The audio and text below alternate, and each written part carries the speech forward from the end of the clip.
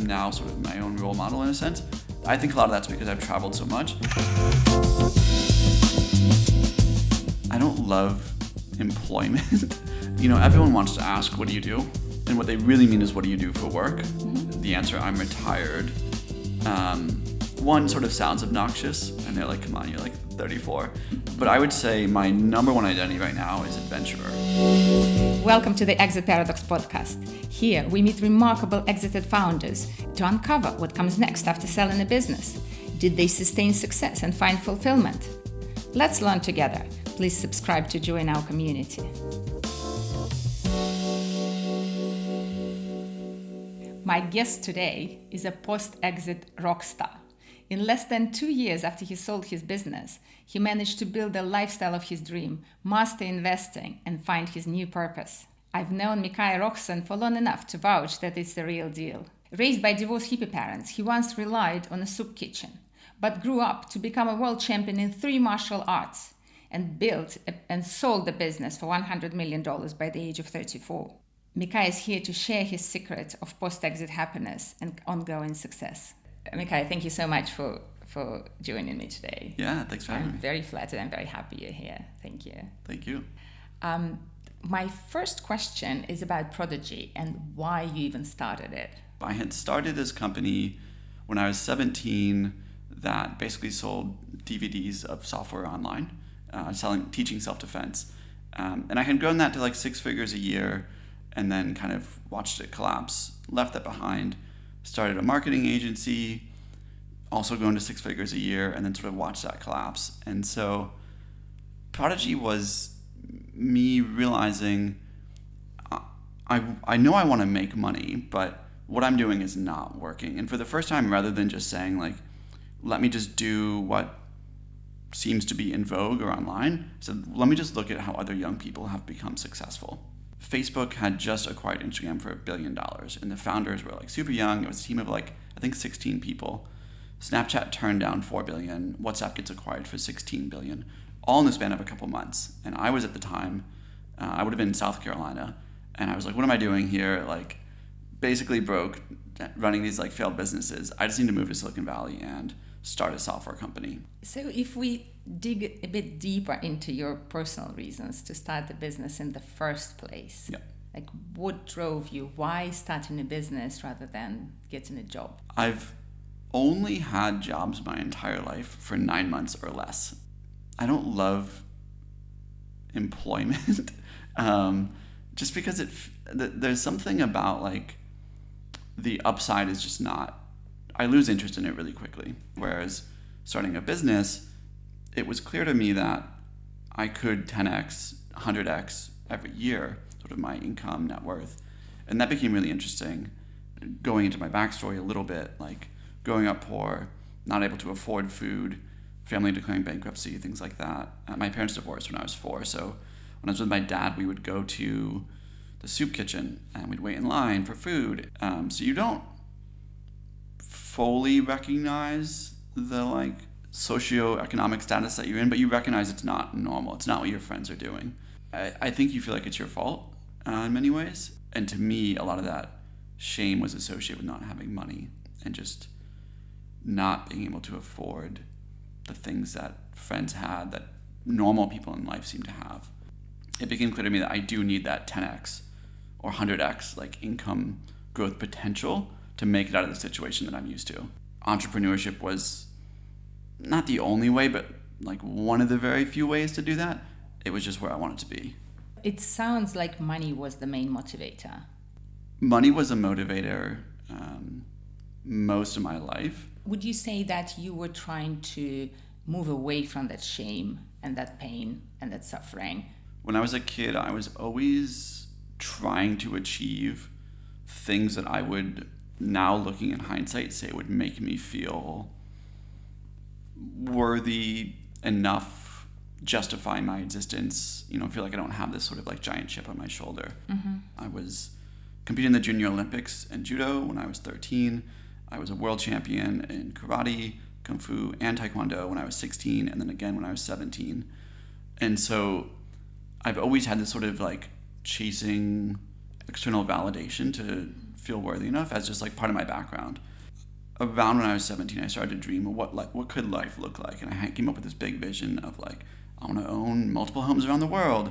I want to have this amazing wife. I want to travel all the time. I want to be able to earn money without working, and that became sort of this pole. So I had like the negative self-doubt sort of as this like pushing force, pushing me forward, and the vision for my life sort of pulling me forward.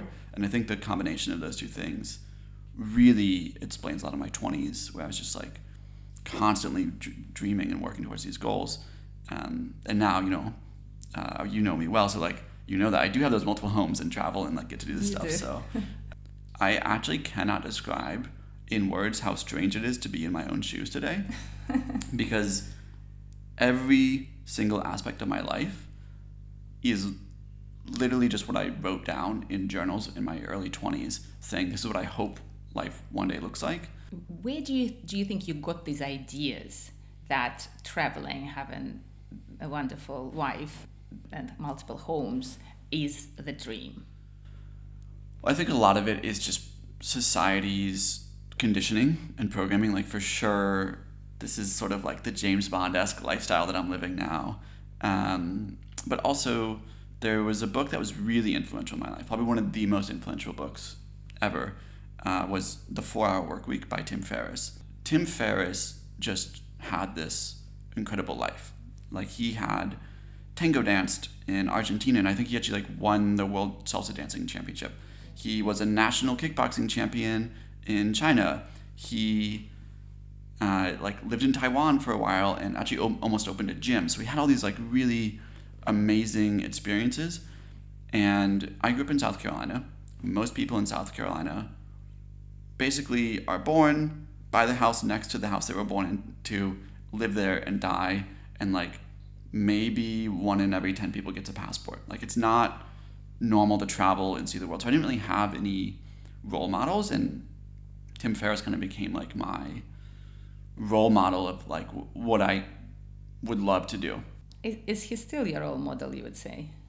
I am so proud of who I've become, and I've tried to carve out this uniquely Michia identity, where it's not just copy-paste Tim Ferriss's life onto my life. I've taken things from Tim Ferriss, but also other people that I say, like, I like what you're doing in life, but I don't like other aspects. So let me take the aspects that I do like, discard the aspects that don't serve me. So you feel you have all the freedom you ever dreamt about right now? Yeah, it's actually, the paradox of choice is really hard. And probably the biggest thing that keeps me up at night now is like, where should our homes be? What should we like? Where should we travel to? Now that we have the full freedom and flexibility, it's almost a challenge in a way. But you also you're in full control of the pen. You get to write exactly what your life looks like. And going back to like the thing about money is ultimately the thing that enables that. I have a complicated relationship with money. I think the pursuit of money beyond freedom is a sort of wasteful pursuit. Yeah, I've met quite a lot of founders who exited their companies and were shocked that freedom is actually a big challenge. Yep. And that it's so hard to channel your energy anywhere, and you procrastinate and just waste time and become very unhappy. Yep. But I think you're quite unique in that you've found a way to channel your energy. Yep. Which brings me to my favorite topic, which is your amazing YouTube channel, Ask Michia. Not only I watch it all the time, but as you know, my teenage children are addicted to it. So I would really love us to talk about it, how you came up with the idea, how it affects your lifestyle, why you're doing it. That's the big question. Yeah. First, when I sold the company, everyone online said, when you sell a company, you're going to make a bunch of money and you're going to get depressed. And it's the classic, tale as old as time. That's just what happens when you sell the company. So I was very aware that this could happen. And I really tried to convince myself I wouldn't be that guy or gal that like sells a company, gets depressed, but it happened. You just lose your purpose, you lose your sense of identity. And so for a long time, I was really struggling with, like, what's next? What do I do? Do I start another company? Do I start consulting? Do I start doing like advisory or venture, like angel investing? And I think about maybe a year into selling the company, after I sold the company, I really sat down one day and I was like so frazzled and stressed out. And I said, I'm just going to give myself permission to take time to figure this out. I looked into angel investing. I looked into taking consulting roles or advisory roles. Those things didn't really hook me. They just weren't that interesting to me. And then separately, I have been obsessed with YouTube basically since it came out. Like I love film, I love photography. I already film a bunch of our travels, and like when me and my wife travel, we like travel with multiple cameras, multiple lenses, the drones, the whole 9 yards. Like you would think we're a video company, but we just don't even post a lot of it. We just film it because we love doing it. But I never believed that I could be a YouTuber.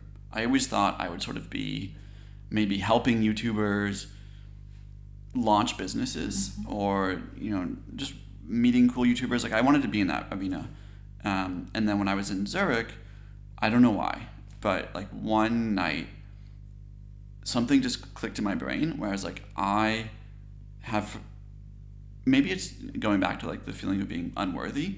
I felt like selling the business sort of flipped the switch where I was maybe worthy enough to talk about my own experience. So I said, what if I was the YouTuber? And like once that seed became planted, and that was when I knew like this is what I want to do. So I filmed my first YouTube video in Slovenia, actually, that I never posted, just to be like, let me get in front of the camera and practice it. I was so excited about it. And then became the bigger challenge around, well, how do I actually start this? Because I was still at Upstart and I was in my earnout. And the earnout was structured in a way where it was a 3-year earnout. The first 2 years were interesting. They were both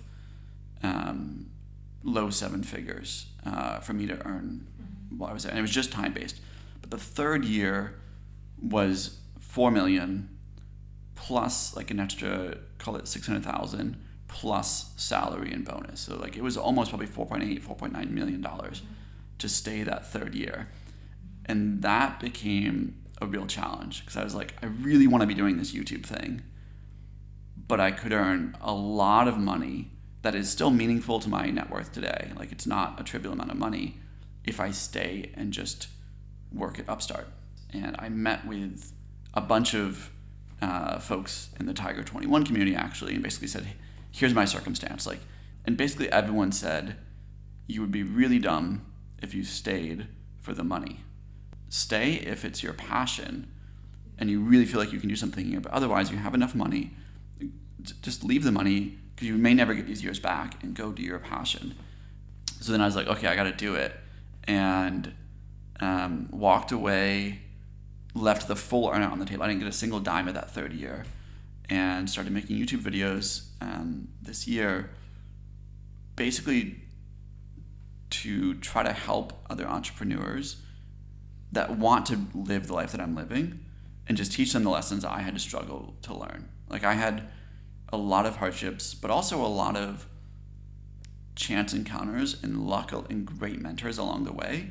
And I recognize not everyone globally will get those same chances, but they can all globally access my YouTube. So if I can just bring some of that to them, man, I wake up every day and I'm super fulfilled in a way that I never was, even when I was making the money. Why you don't start a paid online course? I think that the make money space, the make money online space, the be an entrepreneur space is uniquely crowded with basically fraudsters. These people say, buy my course and you'll get rich. And it turns out they have never actually made any money in business. They've only made money selling courses. Listen, I don't want to be in the category of those people. I don't respect them. I think they're basically taking advantage of poor people, which I think is like one of the lowest things you could do, is take someone who spends their last dollar on your course to try to get themselves out of a poverty situation, and then you teach them nothing of value because you haven't actually done it. I'm very against selling courses, but I'm very pro buying courses for myself. Like I have thousands and thousands of dollars of YouTube courses that I've collected over the last year. And they've been amazing. Like they've really helped me. They've changed my life so much. And I go through them and I'm serious about them. And I went through my receipts when I was running Prodigy. Between the equity that we gave out and the direct fees that we paid for advising from like different mentors, I think I paid close to, call it $770,000 in consulting, advising, and mentorship fees just for myself. And my co-founder also had his mentors, so maybe it's closer to over $1 million when you add it all up. You know, I always felt secretly when I was running the startup that everyone in the company is sort of on a mental health journey with me. But YouTube and content is such a public thing where it's like everyone here is on the Michia evolving thoughts journey. And you can hop off the train whenever you want, but like if you're gonna follow my content and absorb it, like I am still figuring out who I am and what kind of content I want to make. But my guiding principle is I only want to do things that collectively make my audience more money. So if somehow selling a course I felt collectively made them more money than giving a course away for free, then I would feel like I have a moral obligation to sell them a course, if that makes sense. Yeah. But I haven't landed on that conclusion yet. I think there may be other non-scalable things. Like one of the things that people ask for a lot is mentorship. I get like DMs every day of people who want mentorship. And I just don't have, in no way in my dream life that I wrote out was it like taking 30 hours of calls a week to mentor people. Like that just doesn't align with how I want to live my life. But if there was a way to sort of somehow scalably mentor people through some sort of online platform and bringing in other people, I've thought about doing something like that. Like the more money coming in from my content, the more money I can invest into the content. Because there are certain things that I think would be really cool that I just don't really want to self-finance to the degree that I want to. The thing that I'm probably most excited about right now is this sort of scalable mentor model. And I'd love to build a community around that where it's like, I'm one of the mentors, but I'm also getting other amazing mentors, potentially even paying them. And to do that, you have to move beyond like just me making YouTube videos and having an editing team. You need like a community manager and like an admin to schedule all that. So that is something that I probably couldn't do for free, but I'm in no rush to do it. But it's sort of one of these like maybe 2024, I'll think about trying to some way scalably mentor people. If you think about more long term, a few years from now, and you absolutely have to choose between the path of building another business or just teaching or doing some form of philanthropy, because you're now also talking about more philanthropic venture with your mentorship program, what would be the path that excites you most? Building a business is absolutely not it, just to be clear. I think the stress of doing that is not in the cards for me again. As far as, I guess, like, creating content, selling stuff, or really philanthropic, I do have this sort of, I've never really told anybody about this, but this dream to in my head, I call it giving away $1 billion. But to be fair, it's not my money. I would love to help people collectively, if I'm my audience, sell businesses for over $10 billion and just ask them, like, don't give it to me. Congrats, you earned it. But could you consider giving 10% to a cause that is meaningful to you? That would make me feel really cool. And I think it's maybe it's an ego thing. Maybe it's I think a lot of philanthropic adventures on some level are selfish, just in a different way. I can keep moving the needle, but it's for such a healthy purpose that I don't feel stressed out about it. I'm not relying on putting bread on the table if we donate $1 billion or $2 billion. Like it's just a thing to sort of chase in a lifelong dream, and because there's no finish line. And so besides the stress caused by the idea of finish line in Prodigy, what else caused you to feel depressed? We talked about earlier about how I didn't like being employed because it was clear to me that my boss was never going to come in and be like, let's 10x your salary, you're doing great. I think it's worse if when you're running a business 5 years, 7 years in, it turns out at the end of it, you took a lower than market salary the whole time. You worked double, triple normal hours, and then it all failed for naught, kind of. And so I think a lot of the stress was this feeling of I could be wasting my life here. Like, this business might never work. I have, when I left, we had almost 200 employees, and it's like, these people believe in me, trust me, and rely on me. Like, they're, in the midst of COVID and layoffs and everything else, like, people are feeding their families with the salaries that I can provide them through this company. And I just think the weight of having to be responsible for the outcomes of so many people, plus knowing that you yourself might have wasted your precious life doing this, really eats at me.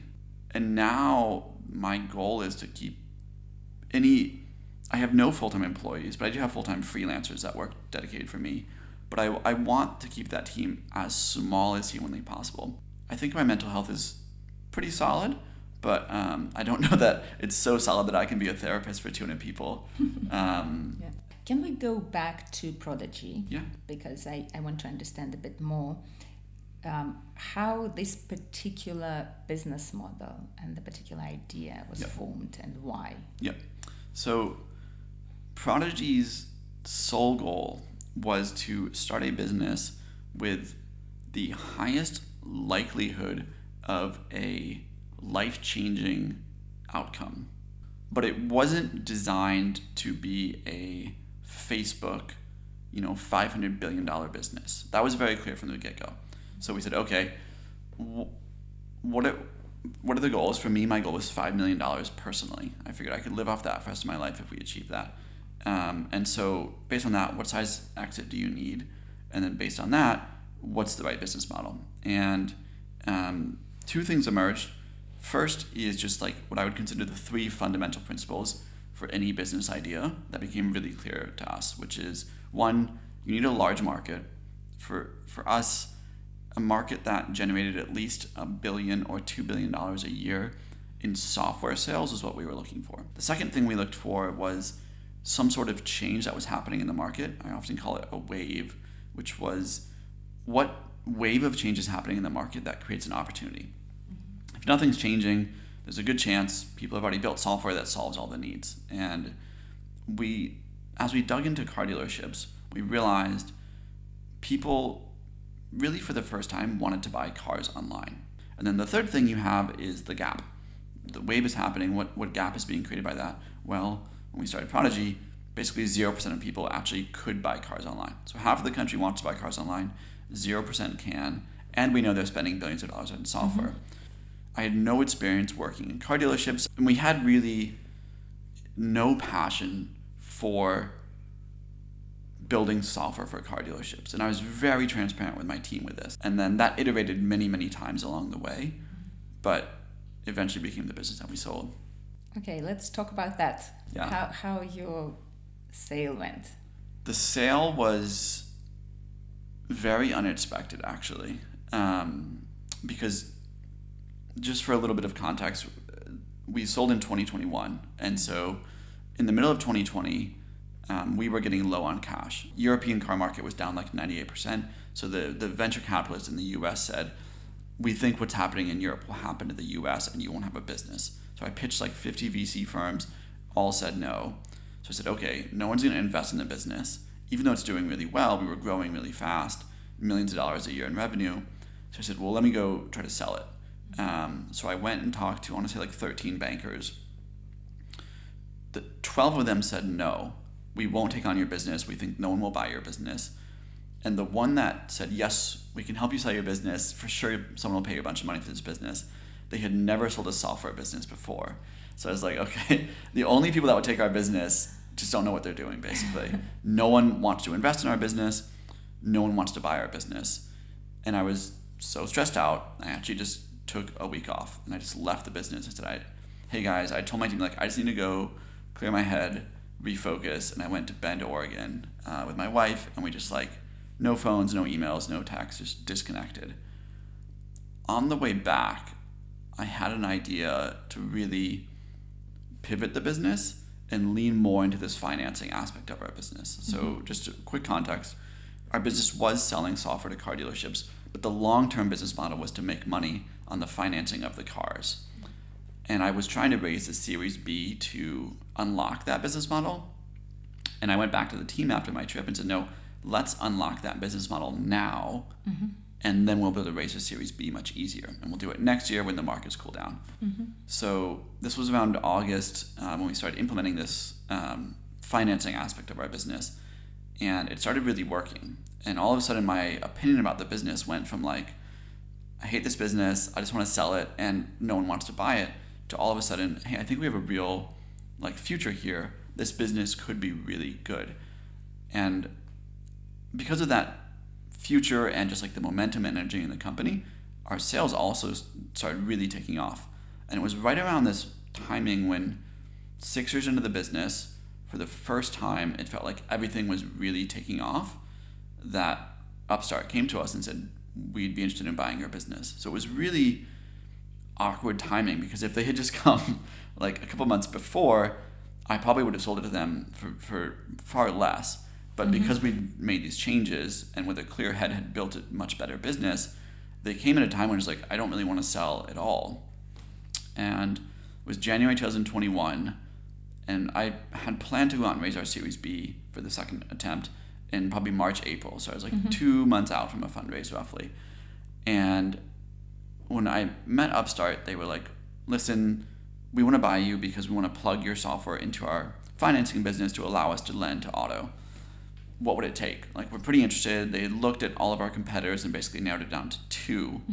And I said, well, we'd probably raise our Series B at, market valuations, which would be somewhere between $80 to $100 million. So if you can just, match or beat that, like, we'd be open to taking it conversation. But if it's going to be way below that, like, don't waste our time, because we can just go raise in the private market and keep running this business. And that was mostly true. But there was probably, like, if they had come in a little under that range, I might have been like, ooh, this is still life-changing money. And I'm not taking a big salary, so maybe this is, like, worth considering. But to my surprise, that was on a Monday when I met with them. Friday, they offered me $110 million for the business, which was $10 million higher than my range. And so they kind of called my bluff, and I was like, well, we have to take this now, because it's like, it's more than I thought we'd get. And it's objectively life-changing money for me, for my co-founder, and for many of our early employees. Like, this is real money. And I still remember getting the term sheet. I read it briefly before Janice, my wife, snatched the laptop out of my hand, and she actually read the whole thing before I could. And she was crying on our couch, on our $600 couch in our little apartment, because she just knew, like, this was what I'd been dreaming of, like, for all those years, and it was finally going to come true. And so that was on a Friday, or the offer was on a Friday. The term sheet actually came on that Monday, so 7 days from the first meeting, and we sold it 3 months later for the full 110, which was still, I mean, it's crazy to even say it out loud. What are the biggest lessons you've learned from it? If I had to summarize the biggest lessons from the exit, first and foremost would be really falling in love with your customer, not your product. So that's probably like lesson number 1. Lesson number 2, and the lesson that cost me the most time to exit. I tried to scale things before I really understood the fundamental principles. So an example would be, we hired, 4, maybe even 5, I'd have to count them all up, different VP of sales throughout the company history. And every time it basically failed. When I fired my second to last VP of sales, I said, I'm going to run the sales department myself for like 6 months and figure out exactly how to sell our product. Then I'm going to hire my VP of sales, and I'll know what kind of VP of sales to hire because I'll know exactly the job that I've been doing. I figured out sales for the first time I started working. Then I hired my VP of sales. We basically went from, call it 45 customers to about 900 in 3 years. And only the CEO can do that because you have more context and more knowledge and more just care than any of your employees. The third thing that I would say was a big lesson and something I've taken away from it is I prioritized being liked over doing what was best for me. And I think in hindsight, I actually would have been more liked and maybe had more respect if I had done what was right for me. The biggest example for me was my equity. When we sold the business, I'd been running it for 6 years. And when we founded the company, our equity was set up so that our equity would vest over the course of 4 years. After 4 years, the company's doing well. You would ask for an equity refresh because you've been diluted.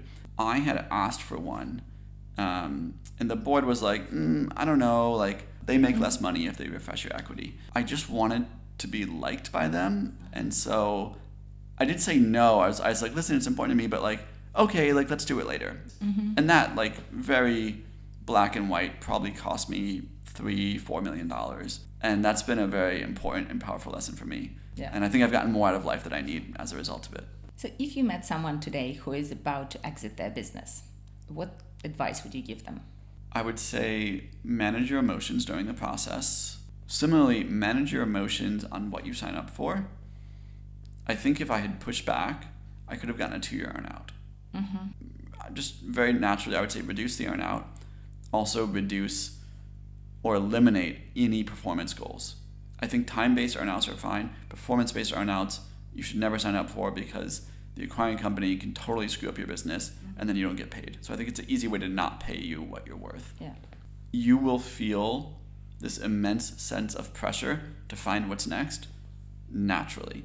If you are driven enough to build a startup to exit, you will now feel that drive saying, what's next, what's next, what's next? Give yourself permission to not know.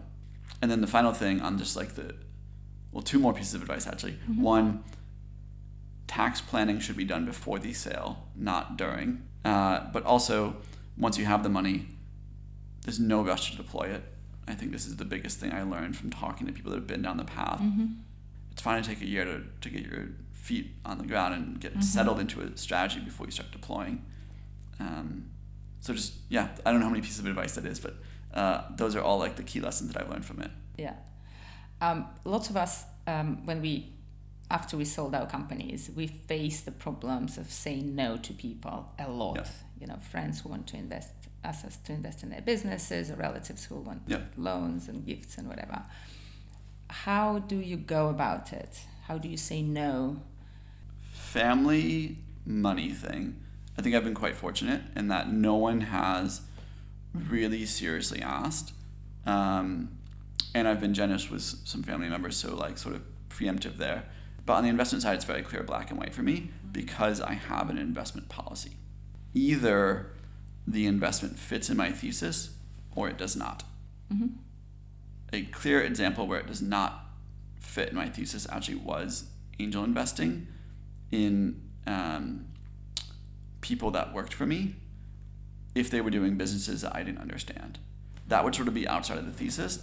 And so I did go back and amend my thesis and say, if I really believe in this person and the life that I'm living today is a result of sacrifice they put in for me, then I will invest in them. But you explain your thesis to people. This is how you say no. You said, this is my thesis. Yes. It's because, listen, it's not because I like conflict. It's just like I promised myself I wouldn't do this, and I know I have a tendency to do this, therefore I demand this.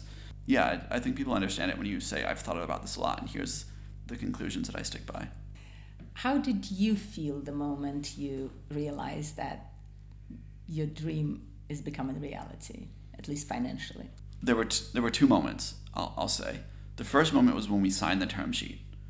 And I had been advised very strongly by friends and advisors that somewhere between 40 to 50% of term sheets don't go through on acquisition deals. Mm-hmm. And I was really paranoid about this because I was like, if I get so excited about this sale and then it falls through, I don't know that I'll be able to like mentally pick myself up from this. Like I was very, very worried about spiraling into a pretty dark place if the sale fell through. So it was roughly a 3-month process from signing the term sheet to actually closing the deal. And during that time, every day I basically battled with this like super excited Michia and this very pessimistic Michia that I was trying to cultivate, saying, remember, there's a 50% chance this thing doesn't go through. And if it doesn't go through, you've still got to run the business and like raise a Series B. So I really tried to guard my emotions from dreaming of what could be, you know, the houses, the cars, all that. Just like, let's just heads down, just focus on the process. When the deal actually closed and the money hit the bank account, that was when I first allowed myself to celebrate. And I think we went out, I think we've still been learning how to spend money. Mm-hmm. So I think we probably went out for like a big spendy dinner, mm-hmm. which was probably like $100 total for the two of us. I'm pretty sure we went out for sushi in San Francisco, and it wasn't even like a Michelin star place, but it was like, this is a big deal for us. But the deal was very tied up on earnouts. It was tied up on earnouts, but also it was 85% stock. So even the stock that I got at close, I couldn't sell for 6 months. Mm-hmm. And Upstart stock to this day is one of the most volatile stocks on the planet, really. When we signed the term sheet, the stock was at $60 a share. When we closed it, it was at $120 a share. 6 months later, it was at $400. 6 months after that, it was at $30. Mm-hmm. Today, I think it's back to $30, but earlier this year, it was $11.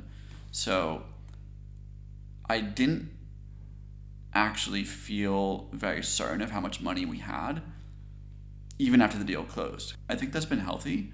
I've sort of had a slow glide into where I'm at today, where now, because the stock has fallen so low, I still own a bunch of Upstart stock, but it represents, I'm just doing the math on today's numbers, definitely less than 10% of my net worth. How long ago was it? The deal was January 2021. We closed April 2021, so that was 2 years, 6 months from today, basically. Okay. Yeah. So you are still in the beginning of the journey. Yeah. You can say. Yeah. Definitely. And now, because we're effectively retired, I just turned 34. Hopefully I live another 60, 70 years. So I consider myself extremely early mm-hmm. in this sort of like future wealth money journey. Like I'm less than 2% down the journey, really. How your feelings changed between that first excitement when the money hit your account? I started to get not depressed the way I was when I was like in the low moments of the business. I would say I had a feeling of a lack of purpose. Mm-hmm.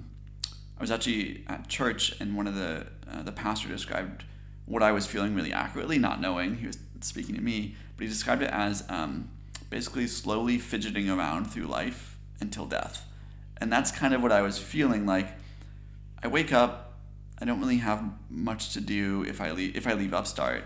I don't know what I would spend my time doing. Mm-hmm. Maybe I'll watch Netflix, maybe I'll play some video games, but like what am I really doing? I'm sort of just killing time until I fall asleep every day. I landed as saying, no, give yourself permission. You don't have a lack of purpose. You just haven't found it yet. Mm-hmm. And that really gave me comfort. And now that I've found that purpose with YouTube, who knows? Maybe it'll change in 5 years. Like I give myself permission for that too. And often these days, the hardest thing is convincing myself to get good sleep and not just work on this stuff 24/7, but it's because I like it, not because I have some fear around not being able to afford things or things like that that used to drive my work. You basically had this dream to travel around the world, to have homes and all of it before you sold the company. Yes. Then you could do it, you could enjoy it, and you actually started enjoying it. And yet you're now saying that this fulfillment and happiness comes from your YouTube channel. Mm-hmm. If someone told you, say, 2 years before you sold the company, that actually is what will become the most important and fulfilling thing for you as opposed to the dream you had, would you believe it? No, but I should clarify actually. I think the thing that really drives my fulfillment is the fact that I get to consciously decide to do YouTube while having multiple homes and traveling the world. It's not that the YouTube is the sole fulfillment. It's this combination of my day, my week, my month, my year is basically exactly how I hope it would be. But I think that's the dream for me, is I just get to do what I want. It sounds like you really designed your lifestyle very deliberately. Can you tell me more about it, how you did it, what the principles behind the design were? The process started with getting in a state of mind, this is something I do every year, where I can really dream big. Once a year, me and Janice, my wife, we leave sort of our home because we just don't want to be like in the same place, same environment, and we go somewhere really inspiring, really beautiful. So one year we did Mexico, and we were in Tulum, and we went to this like beautiful like beachside villa, essentially like watching the waves crash in. We did Costa Rica in sort of a solo like villa in the jungle, but we always go to these beautiful places. And in that experience, when I'm in a beautiful place, and this is just what works for me, I kind of feel like the world is mine, like I can dream anything. I journal everything that I could possibly dream. And I usually categorize it as like personal goals, money, professional goals, and then thing goals. So personal goals might be, I want 6-pack abs.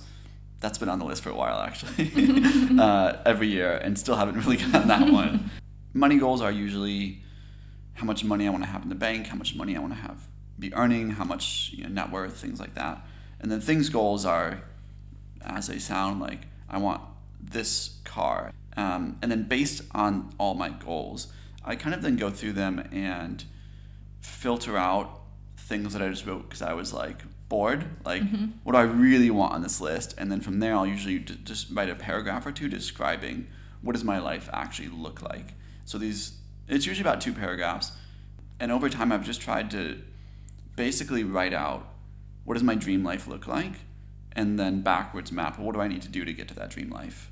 This concept that I came across recently is basically math problems versus art problems is the way someone described it. And in school, you learn how to solve math problems. So 1 + 1 can only equal 2, and all other answers are wrong. Most problems that you're taught to answer in school have one answer. Otherwise, it'd be hard to grade questions with multiple answers. Art problems, on the other hand, are like, what color red should we use for this person's lips in this painting? There's no right answer. There's sort of just what fits the artist. A lot of life is actually art problems, but we approach it with a math problem mindset. So like even where should I live in Europe? I initially approached as a math problem. Like there's only one right answer on what city I should have as a home base in Europe. And then I lately have said, no, it's more of an art problem. There's multiple right answers. It's just sort of what fits right for me in this moment, and London happens to be that for now. And this is how you also think about sort of more material things and more immaterial things. So for example, when you approach your decision about business or investing, is it more of a math problem for you? Or in investing, it's also more about intuition or how you feel? I think, using intuition in investing is probably the worst mindset you can have for investing, if I'm being honest. I am, by nature, and this is one of the reasons why I have to remind myself some things can be art problems, I am an extremely logical, not emotional person, which is actually an amazing temperament for investing, but it can drive some people nuts. By some people, I basically mean my wife. But what I try to do on the money side is I spend a lot of research to where I understand the math behind the conclusions. And then because I've done so much research, when I reach my own conclusions, which often do match the conclusions I may have been handed by people I trust, it allows me to stick to those conclusions. Because if you actually look at like what kills investor returns, it's usually their emotions, not their actual investment thesis. It's that they stray from their investment thesis. I am very willing to buy if my investment policy says I should buy, even when the emotion is screaming don't. And I don't sell when the emotions feel like you should sell. And that's allowed me, even now, to be very disciplined in this very turbulent markets that we're in. I mean, from 2021, when I sold the company, to today, the amount of volatility in the market is almost unprecedented. And bonds and stocks both dropping drastically. I've lost, deep seven figures in the market, but I don't freak out because I'm like, I already did the math, so I can stick to the principles. Do you invest yourself? My investment portfolio is roughly 60% managed by myself and 40% managed by an advisory firm that essentially specializes in alternative investments. How is it working for you? When I sold the company, I interviewed basically the top 15 investment advisors in the world. You can find them on the Barron's list and things like that. And because I'd sold the company for a bunch of money and the stock was way up, anyone would take my call. So I was like talking to these guys who often manage clients mostly in the like $700 million, $1 billion plus range, but they're taking me on because they're like, who knows where this kid's gonna end up? So I could talk to almost anyone. I had them all build presentations for me, present me portfolios, show me exactly how they would invest my money. And I walked away actually extremely discouraged. And I was really surprised at the conclusions that I came to, because I felt like when I was in Silicon Valley, most people generally tried to do right by one another. And it's just sort of like warm family sports team spirit. When I went to the finance world with my exit from the Silicon Valley startup, I basically exclusively encountered sharks. It became very clear to me, despite their best efforts to disguise it, that if you actually read through like the hundreds of pages of disclosures that they would have to provide you if you asked for them and things like that, they were not acting in your best interest.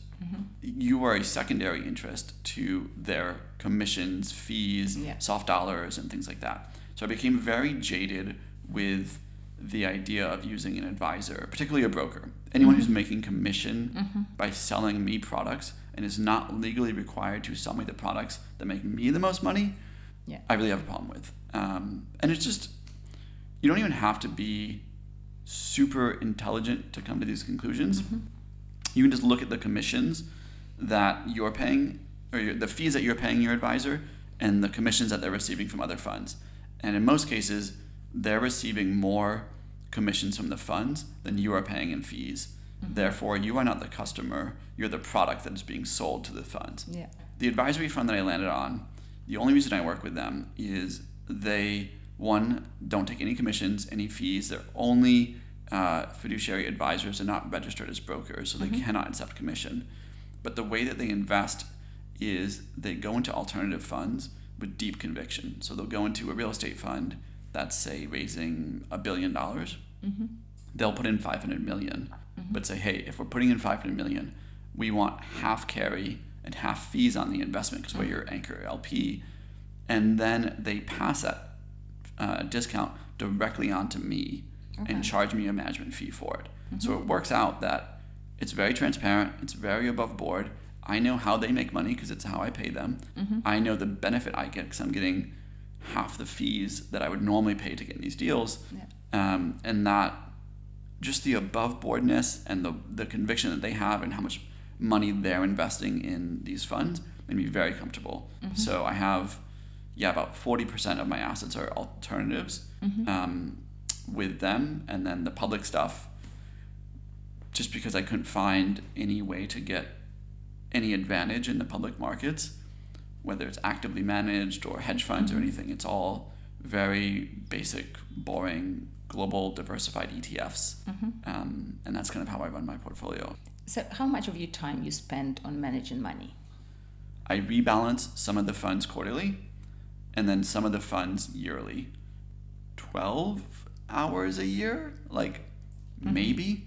I'm still deploying capital because I didn't take the exit and just drop it all into the market in 2021, partially because I just was getting money out of the market from my Upstart stock over that time period. The math says you should lump sum invest. When you have a lot of money, it's always better to invest immediately in the market and not try to time the market. But the chance for regret is much higher in lump sum investing because you might just accidentally invest at an all-time high and the market crashes the next month. My goal is more regret minimization, which is I don't want to have the best outcome, but I want to make sure I also avoid the worst outcome. Just give me an outcome in the sort of median range and I'll be happy with that. So I've been slowly investing my money out of very safe assets, which today are just T-bills yielding 5.5%, into public equities, alternatives, and things like that. So even today, after this interview, I'm going to go home and move close to 7 figures into public equities because I'm still dollar cost averaging into those as well as some alternative funds. How do you think about funding your lifestyle? So I spent a lot of time studying how to live off a portfolio because everyone talks about there's the 4% rule where you can take 4% of your portfolio every year, but it's okay, great. How do you actually do that? Do you sell your stocks? Do you invest in real estate funds that yield 6% and then you just take 4%? What do you actually do? And there's I landed on this 3 ways to do it. One is you sell the principal. Benefit is when you sell the principal, it's mostly capital gains. So it's a low tax way to do it. But the downside is if you're selling your portfolio to pay for your lifestyle, you have a few risks that emerge. Basically, the biggest is called sequence of return risk, where what if in the first 5 years of retirement, you have some of the worst years of return? You'll be selling your portfolio to fund your lifestyle in these low years, and it might screw up the rest of your retirement because you sold a bunch at the bottom. Second option is basically building an income stream from your portfolio that funds your lifestyle. Benefit of that is if you let's say you buy a dividend fund for $1 million that yields 10%. That's $100,000 a year. If that fund drops 30%, you are worth less on paper, but you should still get your $100,000 a year. So you have a more stable income. Downside is much higher taxes. So that's not fun. And then the third option is you can borrow from your funds. Benefit there, you borrow against your principal, you pay no taxes. Sounds great. Risk, stock market crashes, you've borrowed more than you're supposed to because the value has fallen. They do a margin call and they take your money. So I said, okay, option 3 is cut out. I'm just never getting margin called. That's not happening. Most of my lifestyle is funded by income. So my portfolio on the public side yields, I don't own dividend funds. I just own global ETFs, but developed and emerging markets yield close to 3%. And US markets, I think, are yielding 1.5% right now. So blended, it's a 2.8% yield or something. On the alternative side, I have some fixed income that yields closer to 10, 12%. And then I have some real estate funds that yield 7, 8%, but those are essentially tax-free because of the losses on the K1s. And so all that blends up to between public, private, and things like that. I have about 3 to 3.5% of my net worth coming in as income automatically every year. I've been living on that, but I do plan to bump that closer to 4% next year. Will come from selling off a little bit of principal on my portfolio, but it's very little. I would not enjoy selling 4% of my portfolio every year to fund my lifestyle. I just think it's too risky because of the sequence of return risk. So it's like a combination of style 1 and 2, but tilted a little more towards income. I'm losing money every month on YouTube. So yeah, it's entirely driven by the investment portfolio at this point. It's a form of philanthropy for you. Yeah. How does angel investing fit into this strategy? Yep. I haven't loved the way the angel and early stage venture market has performed in the last couple of years, only because I just think they lost touch with reality. But I'd like to get to 7.5% of my net worth in the private venture market. And of that, probably 10 to 20% of that 7.5% would be in angel investing. Only because I think with my access and my background, I can get access to deal flow that is differentiated. So angel investing has a place in my portfolio. It's a small sliver. Like if you do the math, it's like 1 to 1.5% of my total net worth. And that, I don't want to call it charitable work because it's like these people that I'm investing in are working really hard, but it's also, to date, all of my angel investments are people that previously meaningfully made a difference in my life with their work, and I would love to support them. All 3 are people that either invested in me or 2 of the 3 worked for me. So, they supported me with their blood, sweat, tears, and it's very obvious that I feel I should support them with my angel investments. And I hope that they do really well because I trust them.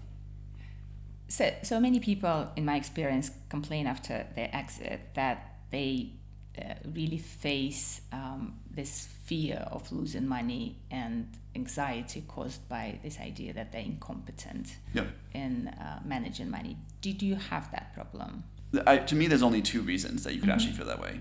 You either haven't done the research to understand the fundamental math behind investing, and you're living maybe a lifestyle that requires you to do extremely well. My portfolio doesn't need to do that well to support my lifestyle. It's mostly income based, and as long as the funds grow 3-4% a year, worst case real returns, worst case I'll at least be able to live my life. It became very clear to me after I sold the company that if I started another company, I might succeed again, but there's always that chance of failure. The chances of me starting a company that makes me personally $1 billion is minuscule, but the chances of investing and getting there is actually very high. As long as I manage my money well, that is almost a guaranteed, massive portfolio. And because I'm so young, even though my portfolio is not, in the grand scheme of things, massive today, and I continue to say, this is the most important money-making skill that I can learn now is how to invest my own capital. So when you think about the geography of where you live, is tax a big part of it? I don't mind paying tax, actually. I don't love it. And trust me, I have paid a lot because when I sold the company, we lived in California, and then I moved to New York for the earnout. 2 highest income states in the country. So it's not like I was one of those guys that said, I'm moving to Puerto Rico or Florida to avoid tax. I paid my dues, plenty. I don't want to optimize my life around taxes, but I do want to feel like I'm getting value for my taxes and that I'm not paying more than I should. Right now we have our London home and our Taipei home, but we're not residents of either. We spend some time here, we spend some time in Taipei. It is likely that next year we'll actually swap our Taipei home for our Tokyo home, and we'll make Tokyo sort of our home base from Asia. In order to do that, I actually have to become a Japanese tax-paying resident, which means my tax rate will go up. So I'll be making an active decision to raise my tax rate this time next year because I just want to live in Japan. So lifestyle is more important at the end of the day, how you feel. As long as taxes are not impeding lifestyle. If I was going to move to Japan and my tax rate would go from like effective 40% to 90%, then I can't live the lifestyle I want to live, and that's a real problem. Okay. But as long as my lifestyle is funded post-tax in whatever jurisdiction I'm in, I'm okay. What are you learning from your travels? Like, why would you say someone else should go and do it? If I am in the same place too long, I stop becoming me, and I start becoming more of my surroundings. Like I mentioned, like I'm now sort of my own role model in a sense. I think a lot of that's because I've traveled so much. Two, you're reminded of how small you are. You go to these places where cultures are entirely different, and it's just like clear that they don't know who you are. You have no impact on their lives, and that's a good thing. We're all just really doing this together. But similarly, amongst the diverseness, you find humanity is quite similar. And then probably the last bit that I take from it is just inspiration. Mm-hmm. If I'm just doing my regular routine, I don't have this burst of inspiration to sort of think about life. So it's good for me to get out and travel. What else are big parts of that design of your lifestyle and how much time you spend on it? Yeah, but I spend roughly a third of my time on what I would consider self-development. Self-development is I go to the gym every morning, went this morning.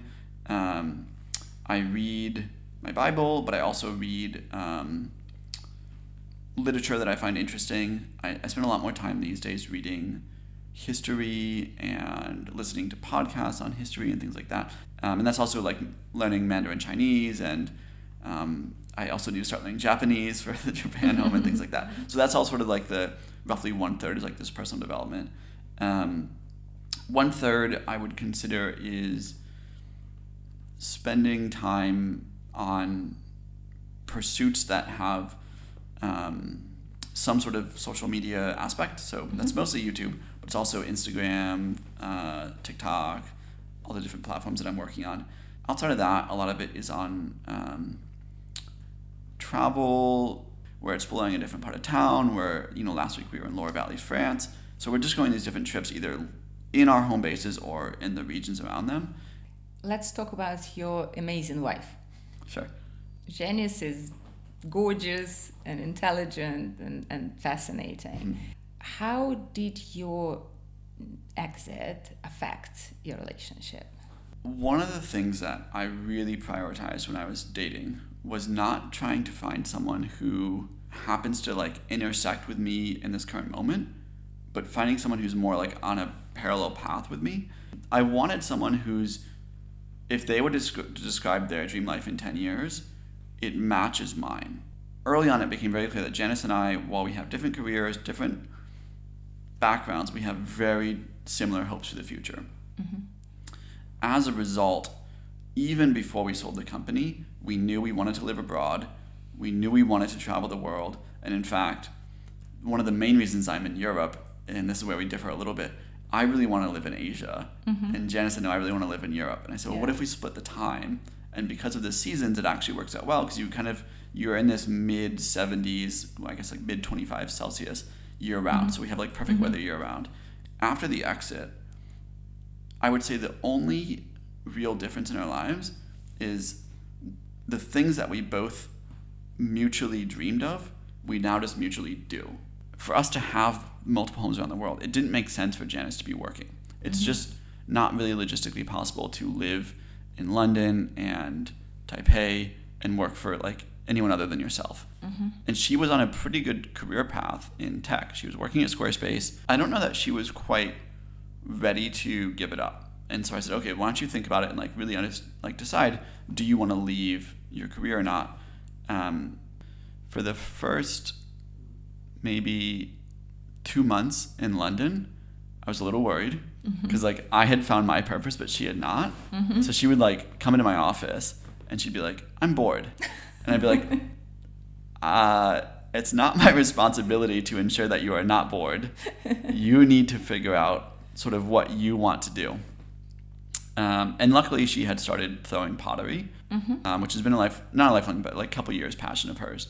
And now that's because, like, when I left today, she was throwing pottery. So she's developed a similar sort of schedule to me, and she's making content. So now she hired her editor about a month ago. So she's doing short form and soon long form content of her throwing pottery. She runs a travel blog. So she's also moved in this season where she's creating content, working for herself, and feels her life very similar to mine. She's super happy now. So she doesn't regret it. No, she doesn't. Do you ever regret selling Prodigy?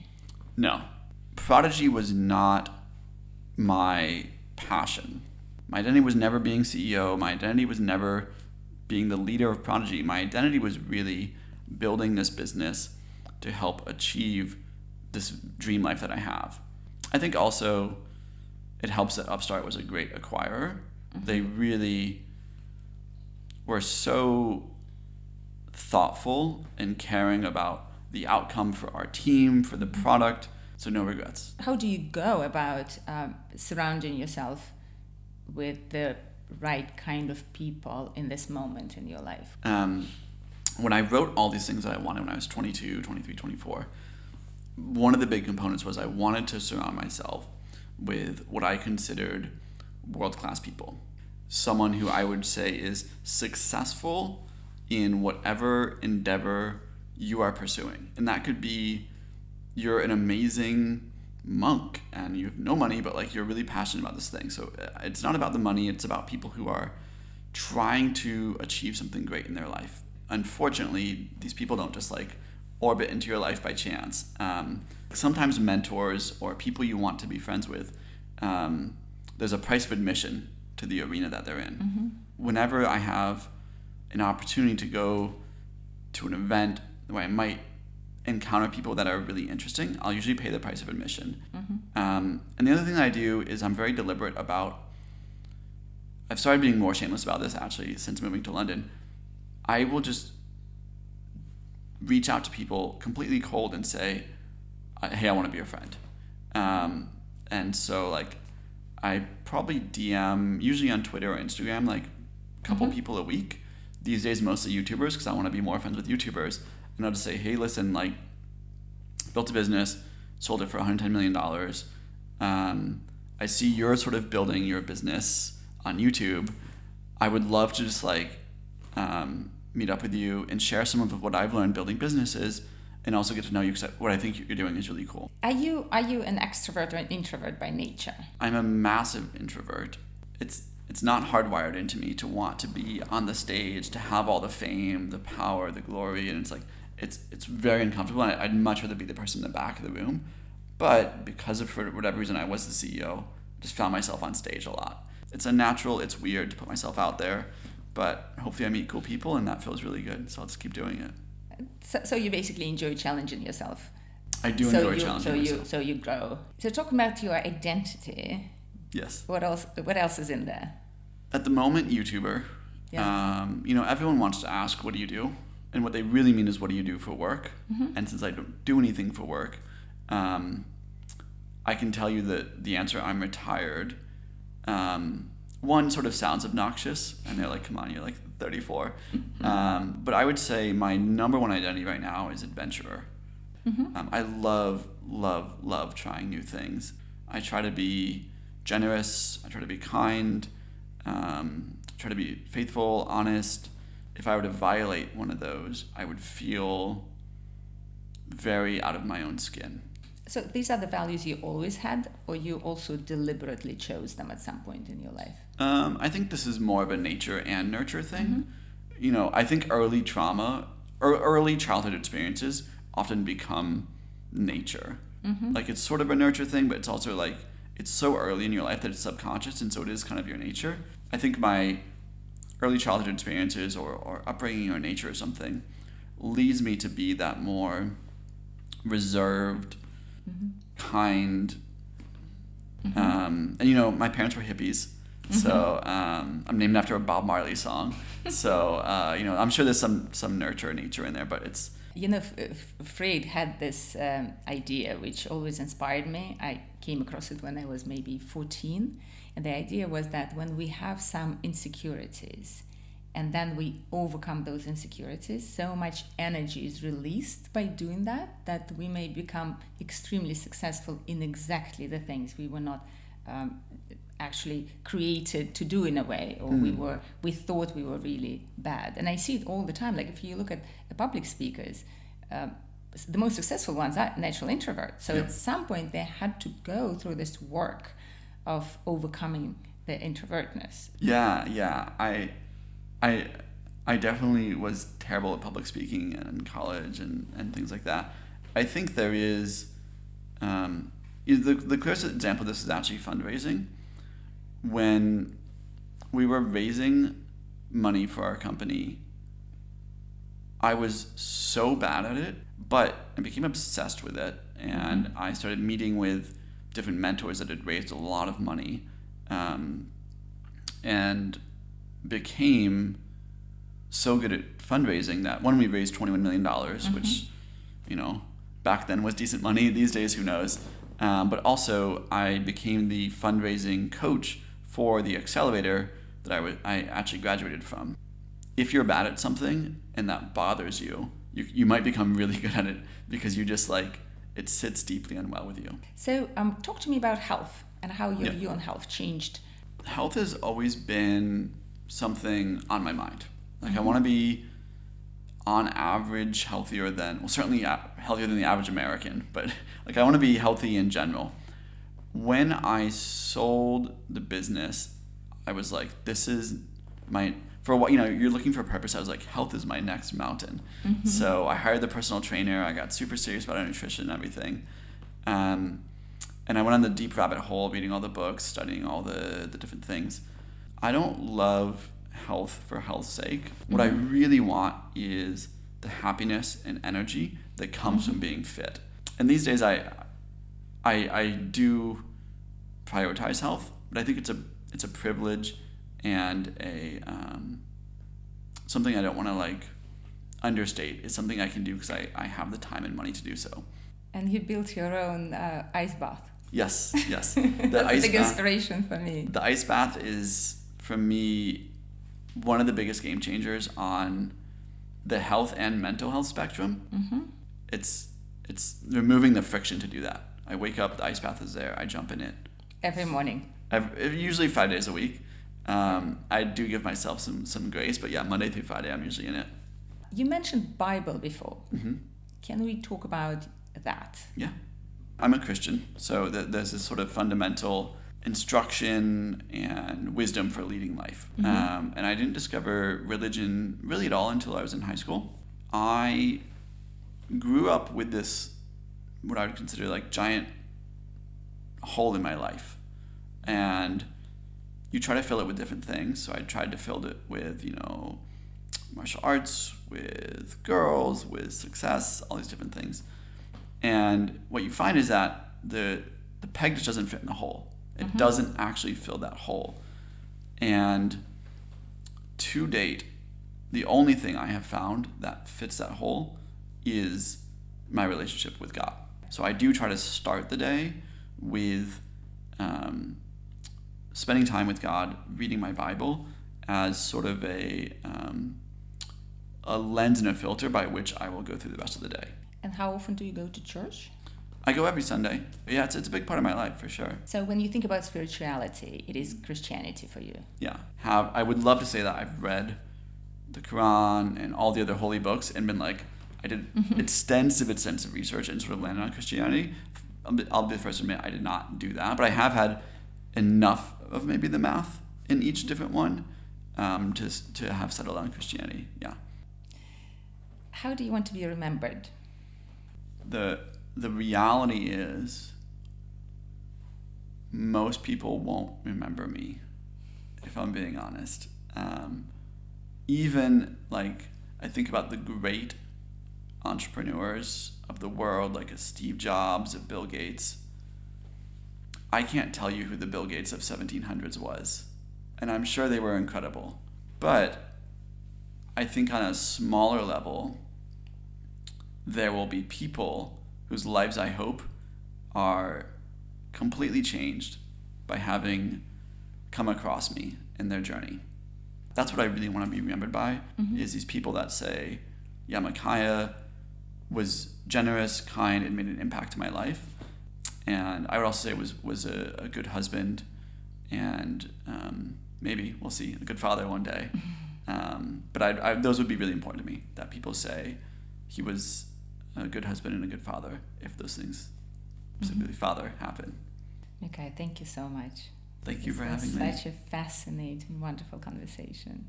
Thanks for having me. This has been a blast. I'm so grateful. Thank Me too. you.